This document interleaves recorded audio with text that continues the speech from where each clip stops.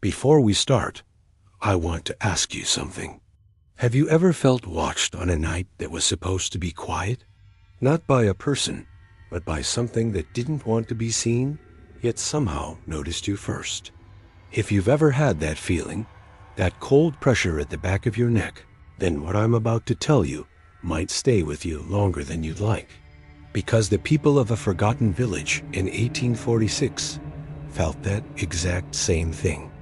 And they had a name for whatever haunted their nights. They called it the Night Walker Mark.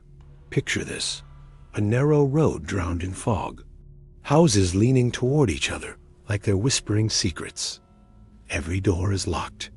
Every candle is dimmed. But nobody sleeps.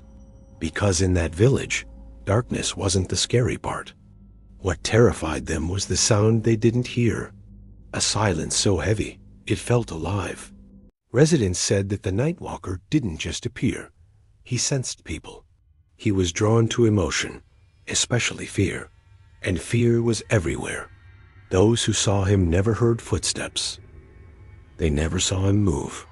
They just realized he was suddenly closer, as if he wasn't walking toward you, but pulling you toward him. A baker named Thomas Halley was the first to write about it. He said he felt someone's eyes on him from the middle of the road. No shape, no silhouette, just attention. When he blinked, the figure took form. Tall, still, watching. Thomas slammed his door, and in the morning, he found the black handprint on the wood. They called it the mark because once it touched your home, someone inside would fall ill. Not violently, quietly, like something was draining them from the inside, piece by piece. A priest named Father Rowan kept a secret journal about the night walker. He wasn't just studying it. He was terrified of it.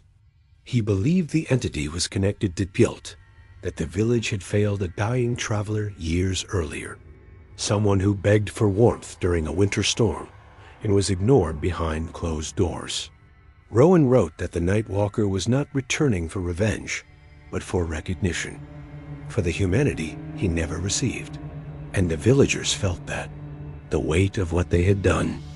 On the final night, Rowan wrote that the fog was thicker than any he'd seen. He felt observed, like the night walker wasn't outside anymore, but already inside the village walls. The priest stepped out with a lantern, whispering a prayer that cracked in his throat. The figure stood exactly where Thomas had seen him years before. Unmoving, quiet. But this time, Rowan felt something different. Sadness. He walked toward it. The fog swallowed the light. And Rowan was gone. The journal ended there. No final words. No explanation. People say the night walker vanished that night. Others believe he only disappears when someone finally understands him. And maybe that's why stories like this survive. Because deep down, we all know what it feels like to face something we don't want to admit. Fear, guilt, loneliness. If you're still here, it means part of this story reached a quiet place inside you too. And that's what we explore here, together, in Mystery Files Vault, where the shadows aren't just stories, they're reflections of us. Where the shadows aren't just stories, they're reflections of us.